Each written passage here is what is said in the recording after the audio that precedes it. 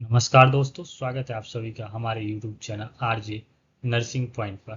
आज हम बात करेंगे ह्यूमन बिहेवियर के बारे में। ह्यूमन बिहेवियर जो है वो 3 डोमेन से मिलकर बना हुआ है। जो मानव का व्यवहार है वो 3 डोमेन से मिलकर बना हुआ है। जो पहला आता है वो है मेंटल और कॉग्निटिव एक्टिविटी। जो कॉग्निटिव वर्ड है जो कॉग्निटिव वर्ड है इसका मतलब होता है ज्ञान। जो कॉग्निटिव वर्ड है इसका मतलब क्या होता है? ज्ञान।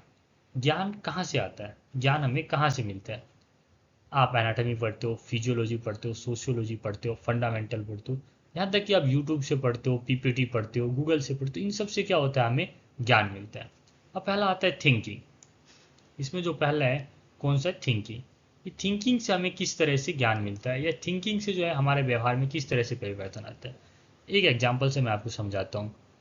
एक व्यक्ति है, गाँव में रहता है, उसको एक घाव हो गया, और जब उसकी घाव नहीं भरा तो उसने हॉस्पिटल में दिखाया, और हॉस्पिटल स्टाफ आपने उसके लिए शुगर टेस्ट रिकमेंडेड की। जब उसने ब्लड शुगर लेवल चेक कराया तो उसका ब्लड शुगर लेवल बढ़ा हुआ है, यहाँ तक कि उसका फास्टिंग जो है 300 350 है। आपने उसको बताया कि आपको जो है डायबिटीज हो गया, शुगर का बीमारी हो गया। अभी जो वो व्यक्ति है उसको कुछ भी खाने पीने पर परहेज नहीं है, क्योंकि वो डायबिटीज के बारे में कुछ जानता ही नहीं है। अभी उसकी थिंकिंग कैसे है? ही अनअवेयर है। इस शुगर की बीमारी कितनी खतरनाक है, कितनी घातक हो सकती है, उसको पता नहीं है। आपने उसे बताया कि अगर ब्लड का ग्लूकोज लेवल आपका बढ़ जाएगा ब्लड के अंदर, और यदि इंसुलिन का लेवल शरीर के अंदर कम हो जाएगा, ये आपके लिए घातक हो सकता है। ये आपके लिए घातक हो सकता है और आपके अंदर जो है डायबिटीज जैसी प्रॉब्लम्स को क्रिएट करता है। आपके अंदर जो वुंड हीलिंग की कैपेसिटी है वो स्लो हो जाएगा। आपके अंदर आँख की प्रॉब्लम, कान की प्रॉब्लम, हार्ट की प्रॉब्लम, यहाँ तक कि डायबिटीज फूड भी आपके अंदर डेवलप हो सकता है। ब्लड ग्लूकोज लेवल जब ज़्यादा हो जाएगा तो उसका शरीर आपके रेस्पॉन्स करने लगेगी, उसका असर आपके शरीर पर दिखने लग जाएगा। आपके शरीर में सिस्टमेटिक चेंजेज आने लगेगा। आँख में रेटिनोपैथी हो जाएगा, दिखाई नहीं देगा, धुंधला हो जाएगा, यहाँ तक कि ब्लाइंडनेस तक हो सकती है। आपने उसको बताया, इससे क्या हुई? उसकी जो थिंकिंग है वो बदल गई, जो उसकी सोच है वो बदली। कैसे बदली? उसने सोचा और उसने आपको बताया कि चलो ठीक है, बीमारी तो हो गई, अब मेरा लाइफ स्पेंड कैसे कम ना हो। हमारे अंदर, मतलब जो पेशेंट है उसके अंदर कॉम्प्लिकेशन कैसे डेवलप नहीं हो, कि वह जो उसकी अब की स्थिति है इससे अच्छी रहे, ऐसी स्थिति या इससे खराब ना हो, और उसकी घाव जो है जल्दी जल्दी फील हो। उसके अंदर जानने की क्यूरियोसिटी डेवलप हुई। डेट मीन्स थिंकिंग चेंज हुई। अब बात करते हैं रीजनिंग की। रीजनिंग में क्या होता है? आपने उसको बताया कि जब चोट लगती है आपको, या जो चोट लगी है इसके घाव क्यों नहीं बढ़ते? क्योंकि आपके अंदर ब्लड ग्लूकोज लेवल इंक्रीज है, और ये एक अच्छा मीडियम होता है बैक्टीरिया, वायरस और जो फंगस है इसके ग्रोथ के लिए। आपने उसको समझाया कि आपको ऐसा कपड़ा पहनना चाहिए, आपको ऐसा खाना खाना चाहिए, आपको डायबिटिक फूड खाना चाहिए, डायबिटिक फूड खाना चाहिए, आपको जो मीठा चीज़ है वो नहीं खाना चाहिए, आपको घूमना चाहिए। और आपने इन सब के पीछे का कारण भी बताया। यदि आप टाइट कपड़ा पहनोगे तो घाव होने का डर है, और भी ज़्यादा घाव हो सकते हैं आपके शरीर में। यदि आप मीठा खाना खाओगे तो ब्लड ग्लूकोज का लेवल बढ़ जाएगा। आपने उसको हर एक चीज़ को कारण सहित बताया। डैट मीन रीजनिंग हुई उसके अंदर ज्ञान बढ़ती है। फिर आपने उसको इमेजिंग करवाया। रीजनिंग के बाद आपने उसको इमेजिंग करवाया। इमेजिंग आपने उसके कैसे करवाया? कि आपको रेगुलर एक्सरसाइज करना है। यदि आप रेगुलर एक्सरसाइज नहीं करोगे तो आपके अंदर ब्लड ग्लूकोज का लेवल बढ़ा हुआ रहेगा और इसका मेटाबॉलिज्म नहीं होगा। आपने उसको समझा। यदि आप डायबिटीज फूड जो है उसको फॉलो नहीं करोगे तो आपके अंदर जो है रेटिनोपैथी डेवलप हो जाएगा, और जब आपके अंदर रेटिनोपैथी डेवलप हो जाएगा, दिखाई नहीं देगा, एथेरोस्क्लेरोसिस हो जाएगा, आपका हार्ट ब्लॉक हो जाएगा, यहाँ तक कि डायबिटिक फूट हो जाएगा और आपके पैर को काटने तक की नौबत आ सकती है। आपने उसको समझाया। यदि आपको इससे बचना है तो आपको रोज एक्सरसाइज करना पड़ेगा, आपको जो है डायबिटिक जो डाइट है उसको फॉलो करना पड़ेगा। इमेजिंग आपने उसको करवा दिया। फिर वो लर्न करता है। लर्न कैसे करेगा? कि डॉक्टर ने उसको बताया कि इसको इंसुलिन 2 यूनिट शाम को और 3 यूनिट सुबह लगनी है वो। और आपने उसको ये भी बताया कि रोज रेगुलर आपको इंसुलिन लेनी है। यदि आप रेगुलर इंसुलिन नहीं लोगे तो आपके अंदर जो ब्लड ग्लूकोज लेवल है वो बढ़ जाएगा और इन कॉम्प्लिकेशनों को बुलावट है, मतलब ये कॉम्प्लिकेशन आपके अंदर हो सकता है।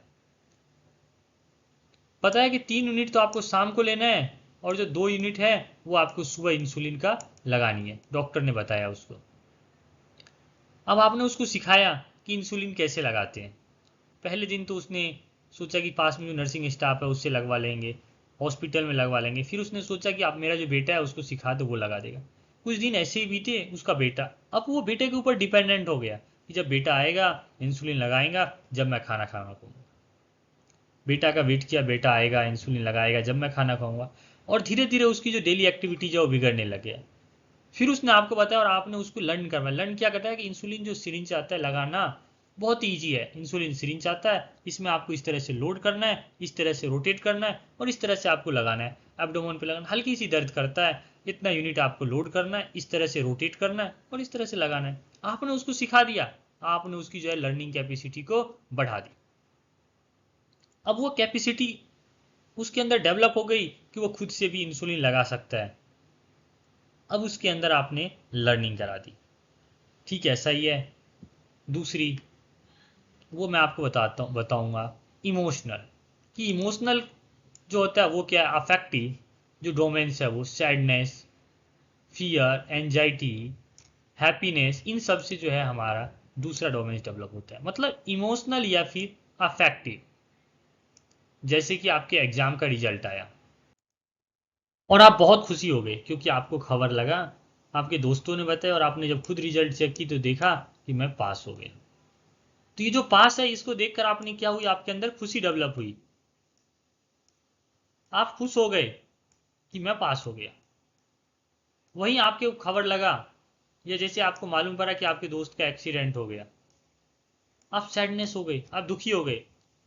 कल एग्जाम है, रात को आपने कुछ भी नहीं पढ़ा, आपको डर है कि एग्जाम में फेल ना हो जाए। एंजाइटी, आपको किसी के साथ लड़ाई हो गई, आपको डर लग रहा है, एंजाइटी हो रही है आपको कल क्या होगा। मतलब इमोशनल लेवल, आए दिन आप न्यूज में पढ़ते हो इतने लोग मर गए, पढ़ के आप अगली पेज चेंज कर देते हो, आपको कोई फर्क नहीं पड़ता या आप उस पेज पे ध्यान नहीं देते हो। लेकिन क्या यदि आपके खुद के अंदर आए दिन आप देखते हो कि रोड ट्रैफिक एक्सीडेंट होता है, आप देखते हुए जाते हो और देखते हुए आते हो, लेकिन आपके अंदर कोई चेंजेस नहीं आता है। लेकिन उसी टाइम यदि आपका कोई नॉन पर्सन हो, कोई आपका जानकार हो, तो आप उसी टाइम सीपीआर करोगे, ACLS BCLS, यहाँ तक कि आप खुद से भी सीपीआर दोगे, एम्बुलेंस को कॉल करोगे। डैट मीन्स इमोशंस, उसके साथ आपकी इमोशंस जुड़ी हुई है। और जब तक वो ठीक नहीं हो जाता आप उसको अकेले में नहीं छोड़ोगे, इमोशनल फैक्टर्स काम करते हैं। अब जो तीसरा आता है वो आता है मोटर और कोनेटिव। मोटर और कोनेटिव एक्टिविटीज क्या होती है। मोटर का मतलब आपका रिजल्ट आया, आप खुश हो गए, खुश होने के बाद आपने नाचने लगे, कूदने लग गए आप कि मैं खुश हो गया, आपके अंदर खुशी जाहिर होने लग गई। Motor movements, body movements, coordination of body joint का मूवमेंट्स आपके अंदर बढ़ गई। ये क्या आती है, वॉकिंग, रनिंग हो सकता है, स्विमिंग आ सकता है। आपने डायबिटीज पेशेंट को बताया कि आपको सुबह चलना है, आपको रनिंग करनी है, इसके अंदर इससे उसके अंदर क्या हुई, उसके अंदर डेवलप हुई क्या, हम उसका जो व्यवहार है उसमें परिवर्तन आया। यदि मैं नहीं चलूंगा मेरे साथ ये कॉम्प्लिकेशन हो सकता है। जैसे ही आपके पास रिजल्ट आया, आप खुश हो गए, आप नाचने लग गए, खुशी के मारे आप गाने लग गए। डैट मीन्स आपके व्यवहार में चेंजेस जो आ रही है, जो परिवर्तन आ रहा है, इस तरह से आपके व्यवहार में परिवर्तन आता है या ह्यूमन्स के व्यवहार में परिवर्तन आता है। 3 तरह से, पहला कौन सा है, ह्यूमन में कॉग्निटिव, दूसरा कौन सा अफेक्टिव और तीसरा है कोनेटिव।